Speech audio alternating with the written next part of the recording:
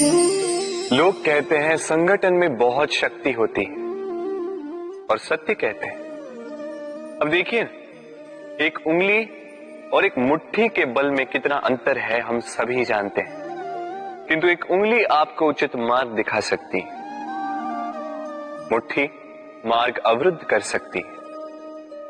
इसलिए यह जानना अत्यंत महत्वपूर्ण है कि संगठन और भीड़ में क्या अंतर है। इसे पहले पहचानें। संगठन वो जहां आपका अपना व्यक्तित्व, अपनी पहचान, केवल शक्ति पाने के लिए भीड़ का भाग बन जाना ठीक नहीं, क्योंकि ये भीड़ भले ही आपको शक्ति दे किंतु आपसे आपकी पहचान छीन लेती है। इसलिए संगठन में रहिए किंतु अपने व्यक्तित्व को, अपनी पहचान को, इसे कभी मत खोइएगा। राधे राधे। क्रोध, क्रोध क्या है कौन नहीं जानता। हर आयु, हर वर्ग, हर श्रेणी के व्यक्ति को क्रोध का अनुभव हो चुका है। बल्कि किसी किसी का तो परिचय ही इसी प्रकार दिया जाता है कि ये व्यक्ति अत्यंत क्रोधी है, इससे तनिक बच के ही रहे। अब क्रोध क्या है हम सभी जानते हैं, किंतु ये क्रोध कर क्या सकता है ये बहुत कम लोग जानते हैं। क्रोध कुछ इस प्रकार है, किसी जलते हुए अंगारे को पकड़ना और किसी और की ओर फेंकना। अब इसके पीछे आपकी मंशा होती है सामने वाले को जलाने की, किंतु उससे पहले तो आपके स्वयं के हाथ जल जाते हैं। तो स्मरण रखिएगा, जब भी आप किसी और पर क्रोध करते हैं, सर्वप्रथम वो आपके विनाश का कारण बनता है। मैं कहता हूं, जब इस संसार में करने के लिए प्रेम है तो क्रोध करना ही क्यों।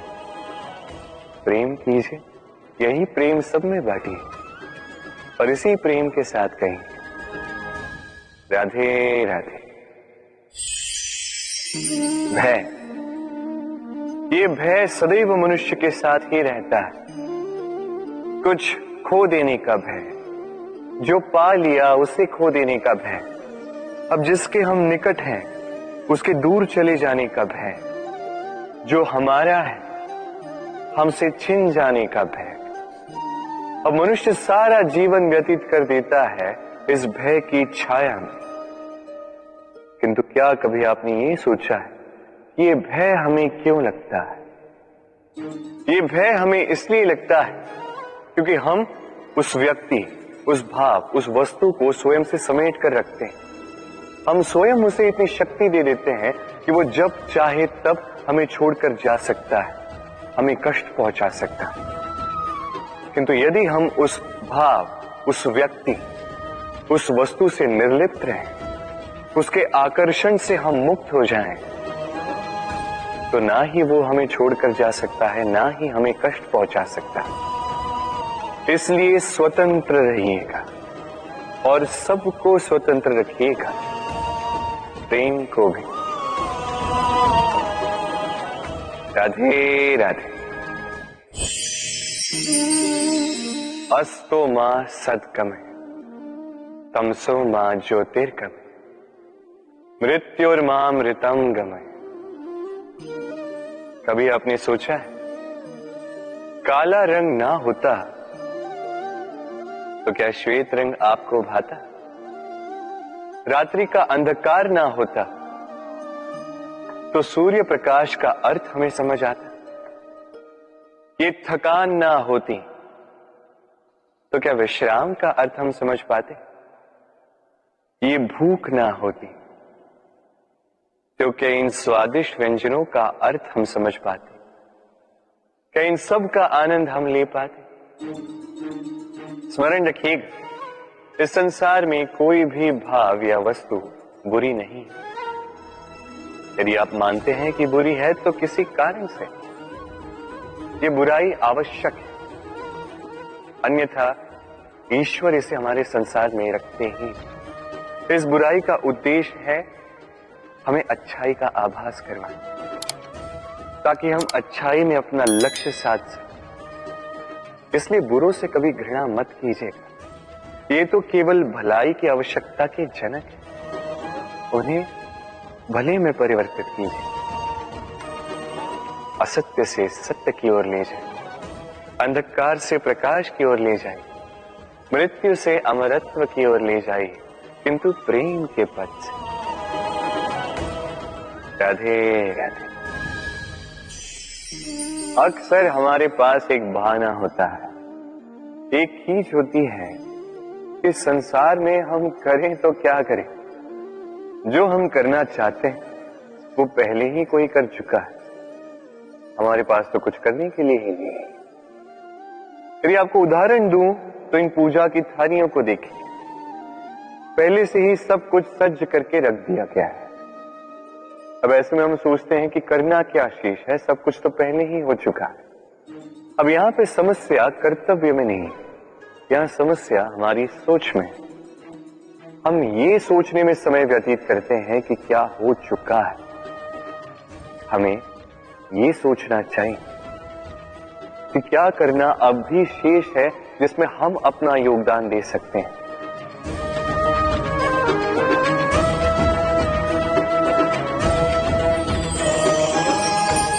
समझे?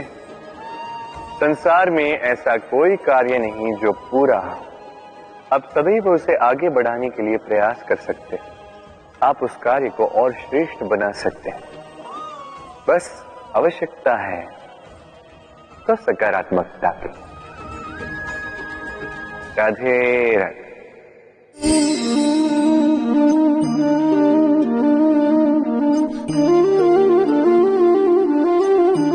चलिए आज आपसे एक प्रश्न पूछता हूं। मनुष्य अंधकार से भयभीत रहता है, ऐसा क्यों? इसका उत्तर है कि इस अंधकार में मनुष्य कुछ देख नहीं पाता, न आगे देख पाता है न पीछे, आसपास क्या है समझ नहीं पाता, न अपनी राह देख पाता है न अपना लक्ष्य, जिसके कारण अपना विश्वास खो देता है और इसी कारण से भयभीत हो जाता है। चलिए अब आपसे एक और प्रश्न करता हूं। क्या इस संसार में इतना अंधकार है कि इस दिए का अस्तित्व ही मिटा दे? नहीं, उल्टा ये दिया अंधकार को चुनौती देता है, स्वयं जलकर संसार को प्रकाश देता है। ये छोटा सा दिया, अब जब ये छोटा सा दिया अंधकार से भयभीत नहीं होता, तो भला आप क्यों असफलता से भयभीत होते हैं? आपके भीतर एक अमर आत्मा है, बस आवश्यकता है तो उस आत्मा को जगाने की। अपने भीतर की इस ऊर्जा को जगाकर तो देखिए, सब कुछ दिखेगा। राधे राधे। विवाह प्रेम का लक्ष्य है, ये भ्रम है था। और इसीलिए मनुष्य सदैव ये भूल कर बैठता है, सोचता है कि विवाह ही प्रेम का लक्ष्य है। मनुष्य प्रेम को पाना ही प्रेम समझ लेता है। अब देखिए ना, इस संसार में कुछ ऐसे भी भाग्यशाली लोग हैं जिनका विवाह उनके प्रेम के साथ होता है। कुछ का प्रेम ऐसा भी जिन्हें विवश होकर ना चाहते हुए भी किसी और के गले में वरमाला डालनी पड़ती है। किंतु ये दोनों भूल कर बैठते हैं था। विवाह के पश्चात वो सोचते हैं कि हमें तो सब कुछ मिल गया, हमने तो प्रेम प्राप्त कर लिया, हमारा लक्ष्य पूर्ण हुआ। किंतु उसके पश्चात ये जो प्रेम है था कहीं ना कहीं खो जाता। और जिन्हें प्रेम ना मिला, वो प्रेम ना मिल पाने की पीड़ा में प्रेम ही भूल जाते हैं। समर्पण, 100% निस्वार्थ समर्पण, वो समर्पण जो किसी मां के मन में अपनी संतान के लिए होता है। क्योंकि ये प्रेम दाऊ, ये प्रेम पाना नहीं है, ये प्रेम देना है। अपने आप को, अपने अस्तित्व को, अपनी आत्मा को समर्पित कर देना। ये प्रेम ना ही शारीरिक है, ना ही बौद्धिक। ये प्रेम तो अपनी आत्मा का समर्पण है। ये विवाह एक संबंध अवश्य है और इसमें कुछ भी अनुचित नहीं है। ये विवाह प्रेम से प्रतिबंधित नहीं है था।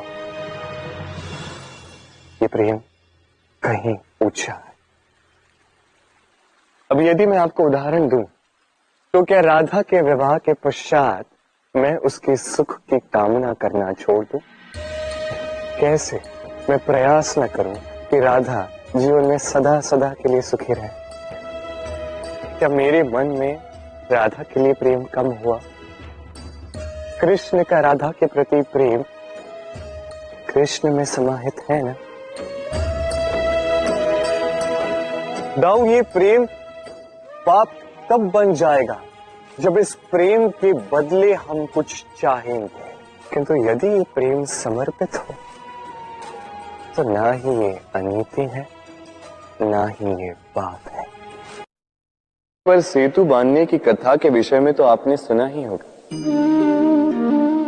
श्री राम की सेना को 100 योजनों के समुद्र को पार करके लंका पर आक्रमण करना था। वास्तुका, नल और नील ने सेतु बांधने का उपाय सोचा, किंतु अब सेतु बांधा कैसे जाए? समुद्र इतना गहरा है, कितने पत्थर डाले जाए कि पार करने लायक स्थान हम समुद्र से ले सकें। तब किया गया एक काम, पत्थरों पर लिखा गया राम का नाम, और जब इन पत्थरों को सागर में फेंका गया तब वो तैरने लगे।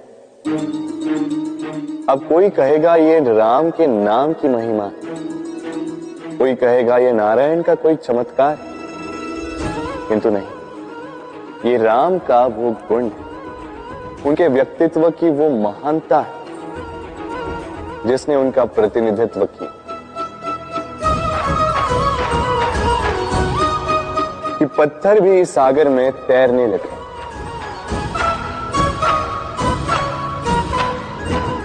उसी प्रकार जहां हम नहीं होते वहां हमारे गुण हमारा प्रतिनिधित्व करते हैं। हमारे नाम की शक्ति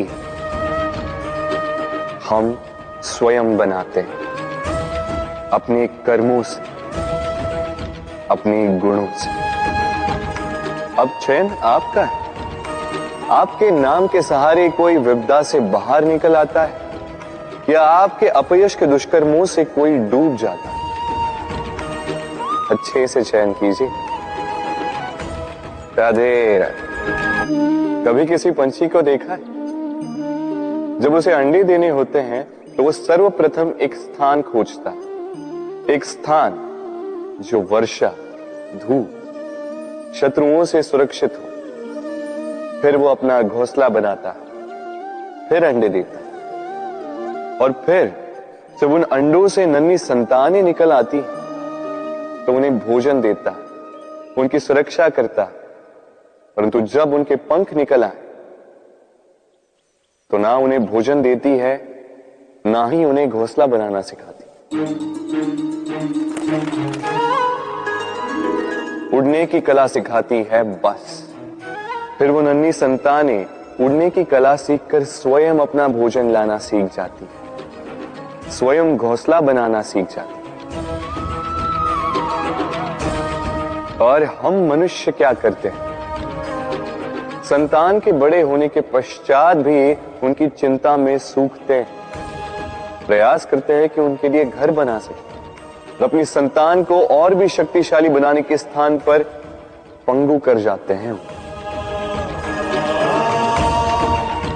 जीवन में वही कीजिए जो एक पंछी करता है। अपनी संतान को उड़ने की कला सिखाइए, संस्कार दीजिए और एक समय के पश्चात उसे स्वयं अपना आकाश चुनने को मुक्त कर दीजिए। राधे राधे। अब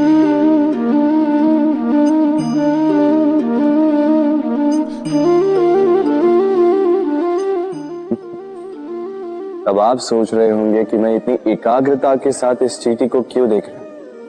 आपको बता दूं कि आज इस चींटी को देखकर मैं मंत्रमुग्ध हो चुका हूं। इसके रूप, इसके आकार को देखकर नहीं, इसके प्रयासों को देखकर।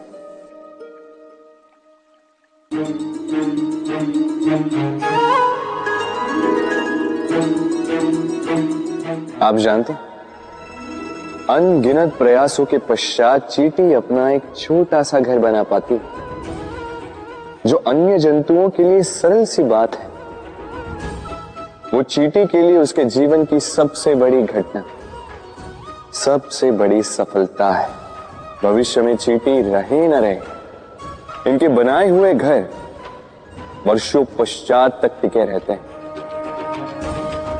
जीवन में सफलता के साथ भी ऐसा ही होता है। आपको एक दिन में सफलता नहीं मिलती, किंतु यदि आप प्रतिदिन प्रयास करते रहे तो एक दिन आपको सफलता अवश्य मिलेगी। स्मरण रखिएगा, भाग्य के द्वार उनके लिए नहीं खुलते जो हार मान लेते हैं। भाग्य उनका स्वागत करता है जो उठकर उनके द्वार खटखटाने का प्रयास करते। तो प्रयास करते रहे, सफलता एक न एक दिन आपके पास आएगी। राधे राधे। क्या प्रेम में विवाह करना अनिवार्य है? तुम्हें क्या लगता है?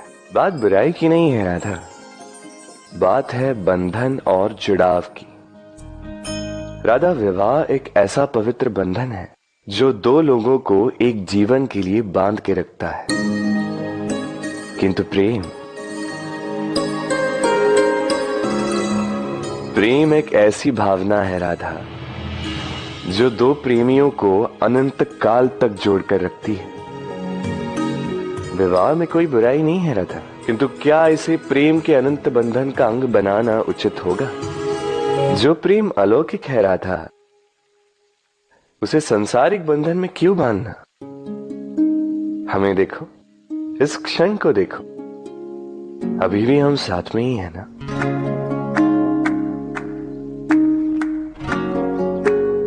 प्रेम भी यही सिखाता है राधा कि दो लोग, दो प्रेमी पूरे अस्तित्व के साथ हर क्षण एक दूसरे के संग बिताएं, बिना भविष्य की चिंता किए और इन आशाओं और आकांक्षाओं के खेल से परे होकर एक दूसरे को समझें।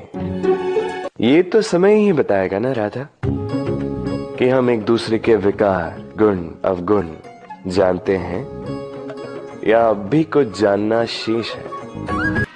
ये ताला देख रहे हैं आप? ये ताला प्रहार से भी खोला जा सकता है, प्यार से भी खोला जा सकता है। अर्थात इस ताले को आप इस चाबी से भी खोल सकते हैं, इस हथौड़े से भी खोला जा सकता है, किंतु खुलने में अंतर होगा। यदि आप इस ताले को प्रहार से खोलोगे तो ये पुनः काम नहीं आएगा, किंतु यदि आप इसे चाबी से खोलोगे तो ये सदा काम आएगा। हमारे जीवन में संबंध भी कुछ इसी प्रकार होते हैं। हमारे जीवन की आनंद रूपी धन की रक्षा करते हैं, किंतु प्रेम से। यदि क्रोध से किया जाए तो फिर वो किसी काम के नहीं रहते। इसलिए उन्हें सदा प्रेम की चाबी से खोलिएगा, क्योंकि हर बार नया ताला ला सकते हैं आप, नए संबंध नहीं ला पाएंगे। राधे राधे।